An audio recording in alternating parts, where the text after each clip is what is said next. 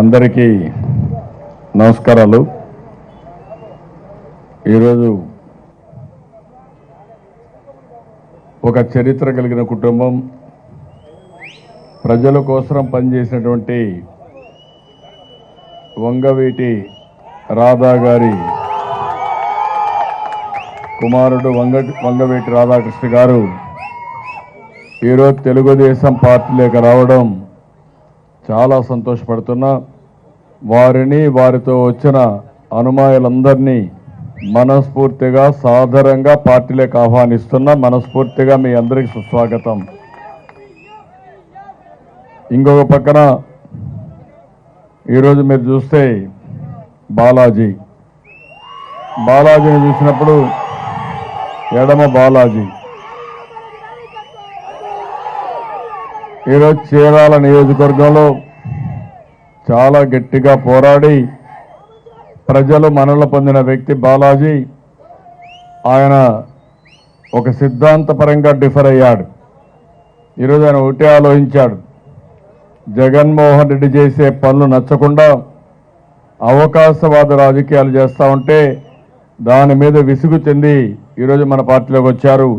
వారిని వారితో వచ్చిన అనుమానులందరినీ పేరు పేరున మనస్ఫూర్తిగా పార్టీలకు ఆహ్వానిస్తున్నా. స్వాగతం, సుస్వాగతం.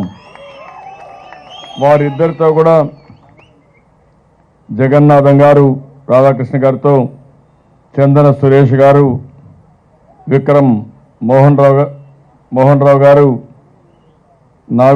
నాగుల్ మీరా గారు, ఫయాజ్ గారు, అనిశెట్టి గోపి గారు, ధనశేఖర్ గారు, షకీల్ గారు, జ్యోత్స్న గారు, చైతన్య గారు, నాగరాజు గారు, శ్రీనివాసరావు గారు, వాసు గారు, అదే మరి చీరాల నుంచి చాలామంది ఎంపీటీసీలు జడ్పీటీసీలు వచ్చారు.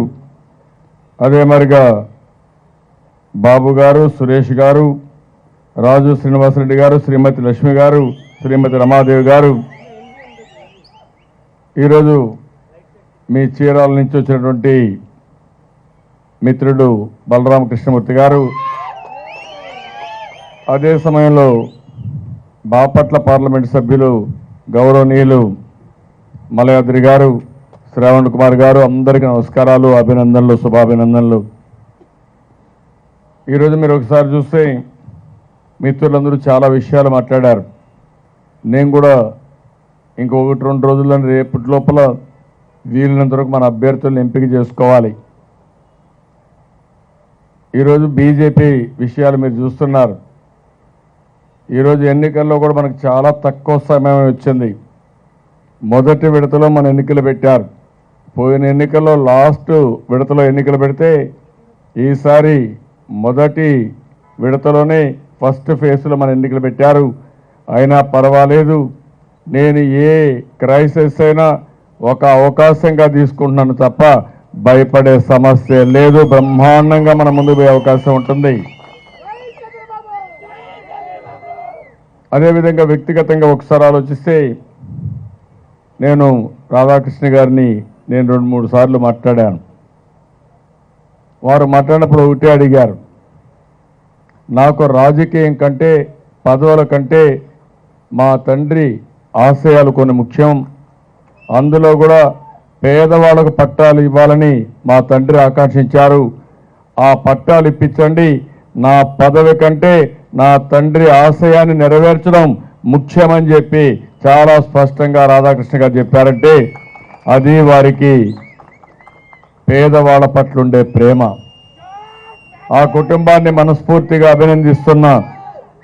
అనునిత్యం పేదవాళ్ళ కోసం పోరాడారు, ఎన్నో విధాలుగా ప్రయత్నం చేశారు. నాకు ఏమాత్రం కూడా అనుమానం లేదు. ఈరోజు రాధాకృష్ణ గారిని చూస్తూ ఉంటే భవిష్యత్తులో కూడా పేదవాళ్ళకు అండగా ఉండే వ్యక్తి, సామాజిక బాధ్యత కలిగిన వ్యక్తి మన రాధాకృష్ణ గారని చెప్పి కూడా నేను మీకు తెలియజేస్తున్నా.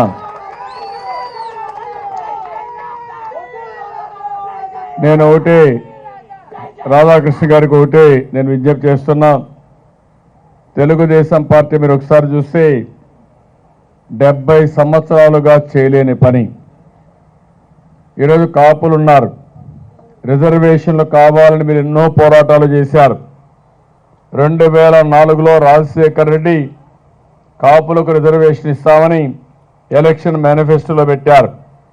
కడాన దాల్వాయి సుబ్రహ్మణ్యం ఆ రోజు బీసీ కమిషన్ చైర్మన్గా ఉండి కనీసం 20-30 లక్షలు ఇస్తే మేము ఎన్యూమరేట్ చేసి రిపోర్ట్ ఇస్తామంటే అది కూడా ఇవ్వలేదు. అలాంటిది 2009లో మళ్ళా ఎన్నికల మేనిఫెస్టోలో పెట్టే పరిస్థితికి వచ్చారు. నేను అదే విషయాన్ని నా పాదయాత్రలో పోయినప్పుడు పిఠాపురం కేంద్రంగా నేను అనౌన్స్ చేశాను.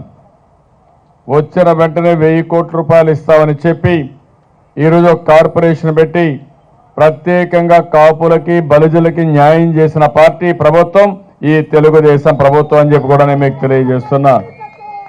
ఎన్నో సంవత్సరాలుగా మా